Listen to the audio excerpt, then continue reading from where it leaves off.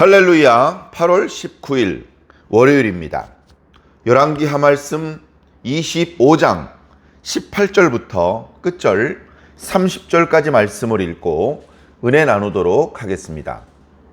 시위 대장이 대제사장 스라야와 부제사장 스바냐와 성전 문지기 세 사람을 사로잡고 또 성중에서 사람을 사로잡았으니 곧 군사를 거느린 넷이 한 사람과 또 성중에서 만난 바 왕의 시종 5사람과 백성을 징집하는 장관의 서기관 한 사람과 성중에서 만난 바 백성 60명이라. 시위 대장 느부사라단이 그들을 사로잡아 가지고 림나 바벨론 왕에게 나아가매 바벨론 왕이 하마 땅 림나에서 다 쳐 죽였더라. 이와 같이 유다가 사로잡혀 본토에서 떠났더라. 유다 땅에 머물러 있는 백성은 곧 바벨론 왕 느부갓네살이 남긴 자라. 왕이 사반의 손자 아히감의 아들 그달리아가 관할하게 하였더라. 모든 군대 지휘관과 그를 따르는 자가 바벨론 왕이 그달리아를 지도자로 삼았다 함을 듣고 이에 느다니아의 아들 이스마엘과 가레아의 아들 요하난과 느도바 사람 단후메스의 아들 스라야와 마아갓 사람의 아들 야사니야와 그를 따르는 사람이 모두 미스바로 가서 그달리아에게 나아가매 그달리아가 그를 따르는 군사들에게 맹세하여 이르되 너희는 갈대아인을 섬기기를 두려워하지 말고 이 땅에 살며 바벨론 왕을 섬기라. 그리하면 너희가 평안하리라 하니라. 7월에 왕족 엘리사마의 손자 느다니아의 아들 이스마엘이 부하 10명을 거느리고 와서 그달리아를 쳐서 죽이고 또 그와 함께 미스바에 있는 유다 사람과 갈대아 사람을 죽인지라. 노소를 막론하고 백성과 군대 장관들이 다 일어나서 애굽으로 갔으니 이는 갈대아 사람을 두려워함이었더라. 유다의 왕 여호야킨이 사로잡혀 간지 37년 곧 바벨론의 왕 에윌무로닥이 즉위한 원년 12월 그달 27일에 유다의 왕 여호야긴이 옥에서 내놓아 그 머리를 들게 하고 그에게 좋게 말하고 그의 지위를 바벨론에 그와 함께 있는 모든 왕의 지위보다 높이고 그 죄수의 의복을 벗게 하고 그의 일평생에 항상 왕의 앞에서 양식을 먹게 하였고 그가 쓸 것은 날마다 왕에게서 받는 양이 있어서 종신토록 끊어지지 아니하였더라. 아멘. 다윗이 아직 살아있고 솔로몬이 왕이 되기 전인 열왕기상 1장 말씀 묵상을 시작한 지 그리 오래되지 않았는데 이제 열왕기 하 말씀 맨 마지막 장 맨 마지막 구절까지 왔습니다. 어찌 보면 이제 남북으로 분열된 이스라엘의 모든 역사의 기록이 여기서 끝이 납니다. 대단원의 막을 내리는 것이죠. 한 시대가 끝나는 겁니다. 이스라엘의 역사는 족장시대로부터 시작됩니다. 족장들의 시대가 있었죠. 아브라함, 이삭, 야곱 때에 70명의 가족이 애굽으로 이주했습니다. 거기서 거의 400년을 지냈죠. 그 과정에서 그들은 노예로 전락하게 되었습니다. 그랬을 때에 그들은 힘들었고 조상들 때부터 내려왔던 이야기를 믿고 하나님께 기도하기 시작을 했습니다. 하나님께서는 그 기도를 들으셨을 뿐 아니라 그들의 조상 아브라함, 이삭, 야곱과 맺으셨던 언약을 신실하게 지키기 위해서 움직이기 시작하셨습니다. 하나님께서는 모세를 부르셔서 당신의 선지자로 삼으시고 그를 통해서 하나님의 능력이 나타나게 하셨습니다. 한순간에 된 것은 아니지만 그 과정에서 하나님께서는 당신이 누구신지 드러내셨고 그리고 결과적으로 애굽은 거의 망하게 되어서 이스라엘 백성들을 내놓을 수밖에 없었습니다. 이스라엘 백성들은 애굽 사람들과 아무런 전쟁을 치르지 않았습니다. 그저 평화롭게 걸어서 나올 수 있었습니다.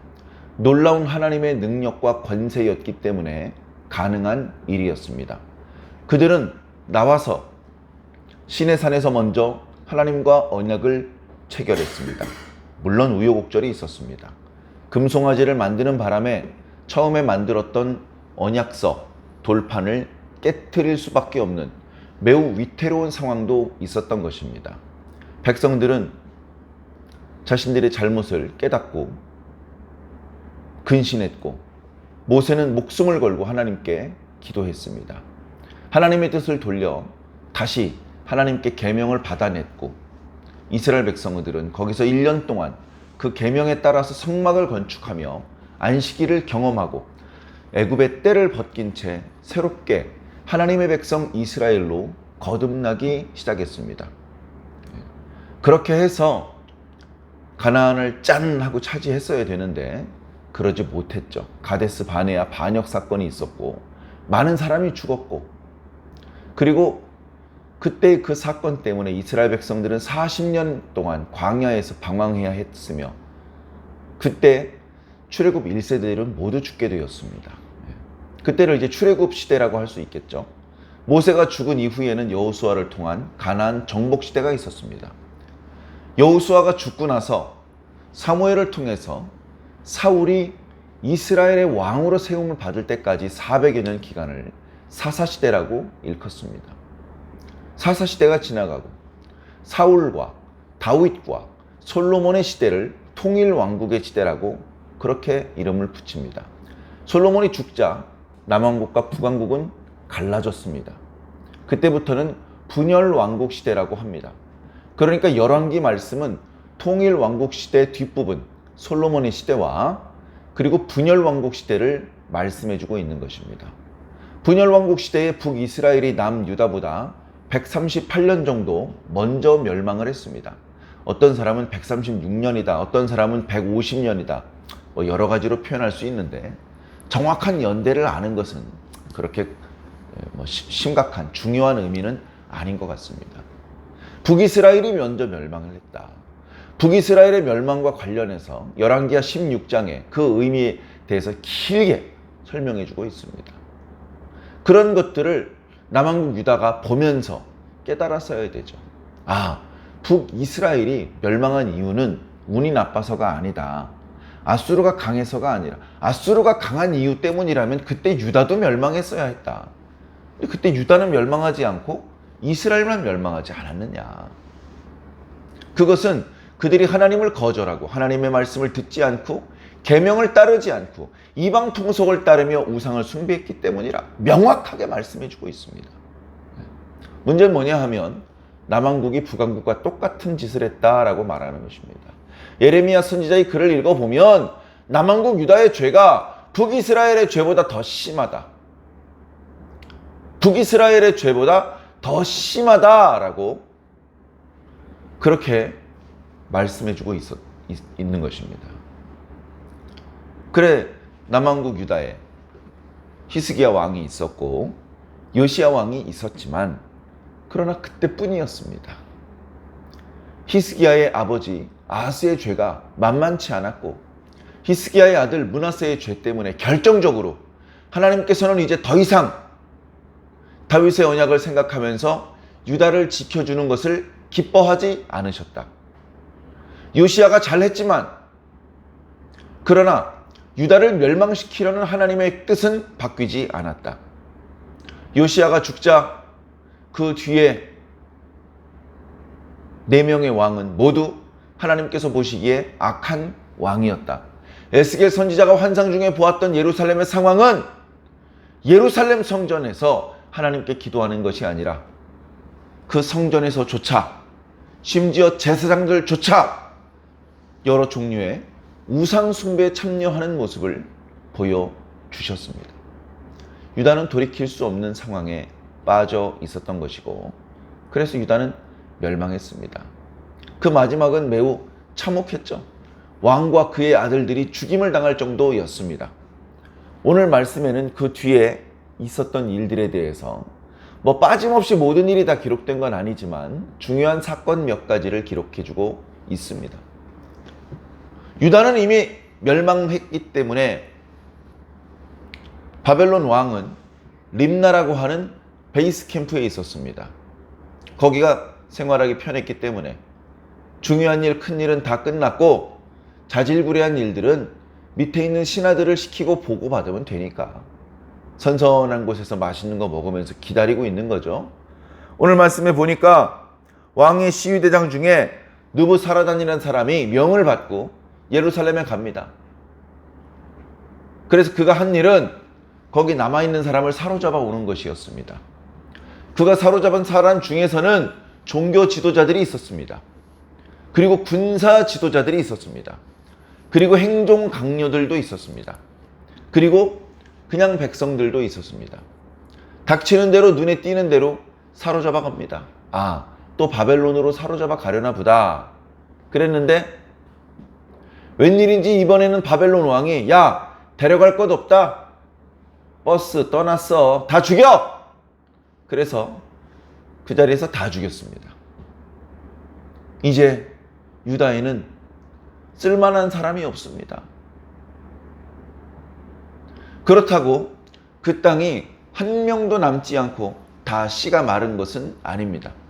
뒤에 이어지는 말씀을 보면 유다에 머물러 있는 백성이 있다라고 기록하고 있습니다. 유다에 머물러 있는 백성이 있었습니다. 그들은 비천한 자들이었고 그들은 종교나 군사나 행정에서 일해본 적이 없는, 어쩌면 그동안 유다가 하나님 앞에 아주 실망스러운 모습을 보이는 그 시대에 그때에도 주도적인 역할을 하지 못했던 사람들이었을 겁니다. 오히려 이런 사람들 중에 신실한 사람들이 있었는지도 모릅니다. 우상 숭배를 자행하던 사람이 다 죽임을 당하고 포로로 끌려나가는 것을 목격했습니다.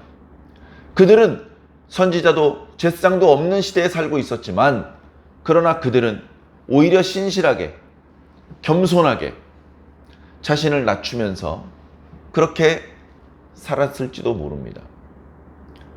바벨론 왕은 요시야 때 요시야에게 충성을 다했던 사반이라는 사람의 손자를 유다의 총독으로 임명했습니다. 사반은 정말 충직한 사람이었습니다. 요시야의 명이라면 절대 복종을 했습니다. 요시야의 명령이 항상 쉬운 것만은 아니었습니다만 요시야의 명령을 받들어 그것을 어떻게든 해내기 위해 최선을 다했던 것이죠. 성전 보수 공사를 했고 그리고 다른 신하들과 함께 선지자들을 찾아갔으며 또 우상을 척결하는 일에 앞장섰고 왕을 보필하면서 나라를 강하게 만드는데 어찌 보면 1등 공신이었습니다. 그의 집안에 젊지만 아달리아라고 하는 또 다른 인재가 있었던 것 같습니다.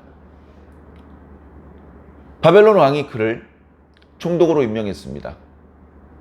너희들 뭐 몇 사람 되지도 않는데 몇 년 동안 세금을 면제해 줄 것이고 세금을 내더라도 다른 지방보다는 아주 가볍게 해줄 테니까 너무 걱정하지 말고 너가 한번 잘 다스려 봐라. 수시로 보고하는 거 잊지 말고 여기 내가 보내는 갈대아 사람들에게 잘 협조해 주어라. 무슨 말씀인지 알겠습니다.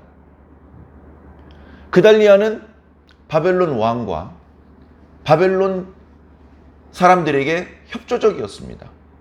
왜 그랬죠? 언약 백성이 그러면 안 되는 거잖아요. 그런데 선지자 예레미야가 그렇게 말했습니다. 선지자 예레미야는 어찌 보면 당시 유다 백성들이 너무너무 듣기 싫어하는 설교를 했는지도 모릅니다. 유다 백성들이여 여호와의 말씀을 들으시오. 바벨론 사람들에게 대적하지 말고 항복하시오. 항복하는 것이 하나님의 뜻이오. 이렇게 설교를 했거든요. 바벨론 사람들을 섬기시오. 그게 하나님의 뜻이오. 에이, 설마. 예레미야 선지자의 말이 믿어지지가 않았습니다. 그러나 그것이 하나님의 뜻이었습니다. 요시야 왕에게만 신실했던 것이 아니고 하나님께 진실했던 사반과 그의 집안 사람들은 여전히 선지자의 말을 귀 기울여 듣는 사람이었습니다. 여러분, 갈대아 사람을 섬기는 것을 두려워하지 마십시오. 그들을 섬기십시오. 그들에게 협조해 주십시오. 옛날 유다 왕을 섬길 때보다 세금은 가벼워질 것입니다. 우리끼리 조용히 모여서 기도하는 것을 금지하지 않을 것입니다. 형식상 바벨론이 지배하는 형국이니 그것은 우리가 범죄했기 때문에 하나님께서 내리신 벌이라고 생각을 하고 그저 하나님의 뜻에 따릅시다. 이렇게 얘기를 했습니다. 그러나 남아있는 잔당들 중에 몇몇 사람들이 그 말을 기쁘게 듣지 않았습니다. 밤에 몇 사람이 몰려가서 죽여버렸습니다. 이 매국노! 뭐 이런 마음으로 죽였겠죠. 그래가지고 그들이 그달리아를 죽이고 그리고 그달리아와 함께 있었던 유다 사람들, 그죠? 총독 혼자 다스리는 게 아니잖아요. 약간의 스텝들이 있는 것이죠. 뿐만 아니라 갈대아 왕이 남겨놓고 간 그런 관료들도 있습니다.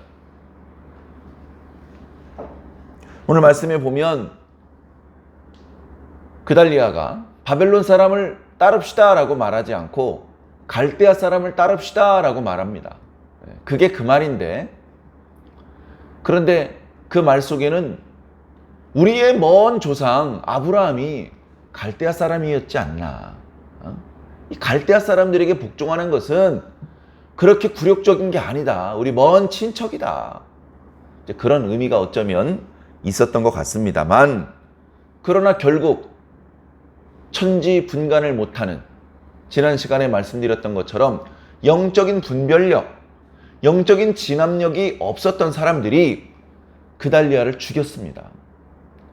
그달리아의 행동과 말에 아무런 문제가 없어 보이는데 그를 죽였고, 그와 함께 있었던 유다 사람도 죽였고, 그들과 함께 있었던 갈대아 사람도 죽였습니다. 그래 놓고서는 도망가는 거예요. 독립을 쟁취한 것도 아니고 애굽으로 도망갑니다. 기록에 보면 이때 선지자 예레미야도 끌고 갑니다. 선지자 예레미야는 차라리 하나님의 백성들과 함께 바벨론에 가려고 했는데 지들 맘대로 끌고 갑니다. 참 안타깝죠. 갈대아 사람을 이기지도 못할 거면서 왜 그달리아와 유다 사람들을 죽이느냐. 그렇게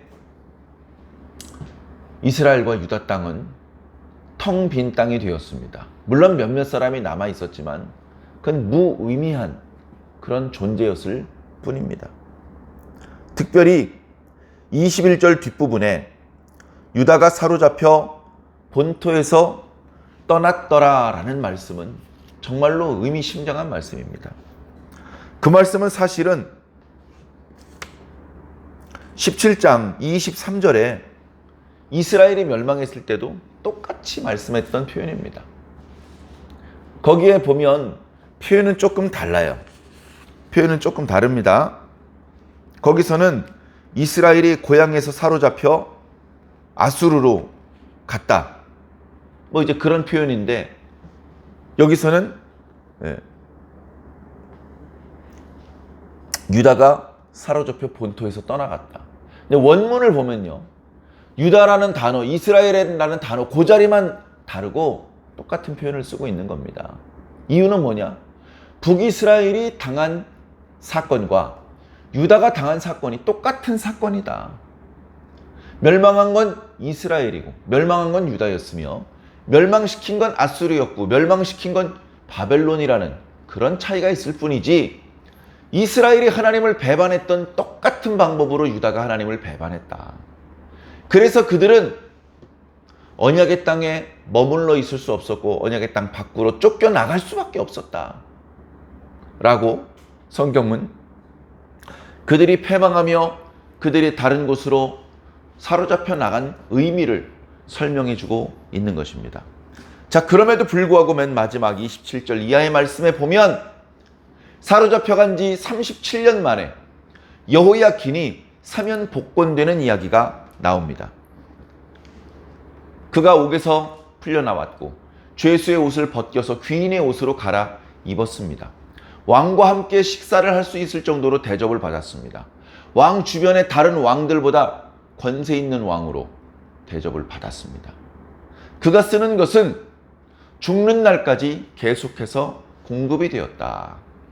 그 뒤에 그가 무슨 일을 했고 누구를 만났고 어떤 업적을 세웠고 어떤 말을 남겼고 없습니다.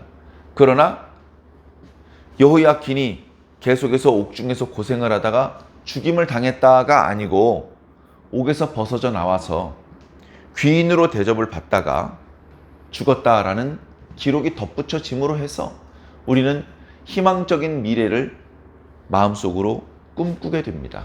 아, 뭔가 좋은 일이 있으려나 보다. 그 뒤에 이어지는 이야기는 바벨론 포로 시대로서 바벨론 포로 시대에 유다 백성들이 뭐 그렇게 좋은 일이 없었죠. 하나님 백성으로서의 정체성도 잃어버리고 나이 든 사람들은 어렸을 때 예루살렘 성전에서 하나님께 제사 드렸던 기억이 어렴풋하게나마 있었겠지만 그 중간에 바벨론에서 태어난 녀석들은 뼛속까지 바벨론 풍습에 쪄들어가지고 이제 더 이상 유다 백성으로서의 정체성을 거의 상실한 상태였을 것입니다. 그럼에도 불구하고 에스더 같은 왕비가 있었고 다니엘과 같은 사람이 있었습니다. 그래서 그들이 그리고 에스더 같은 사람 그리고 느헤미야 같은 사람이 있어서 정체성을 잃어버리지 않고 과거 하나님께서 말씀하셨던 그 말씀들을 이루어간 사람들이 있었던 것이죠. 바벨론이 페르시아에게 멸망하고 페르시아의 초대 황제였던 키루스는 조서를 내려서 나 키루스는 여호와 하나님에 의해서 왕이 되었다. 여호와께서 천하 만국을 나에게 주셨다. 그 여호와께서 나에게 명령을 내리셨다. 예루살렘에 가서 성전을 건축해라. 그러니 너희 페르시아의 백성들 중에서 유다 사람들은 모두 예루살렘으로 올라가도록 해라. 올라가서 하늘의 하나님 여호와께 성전을 건축하도록 해라. 관련하여 필요한 경비는 왕실에서 조달해 주겠다.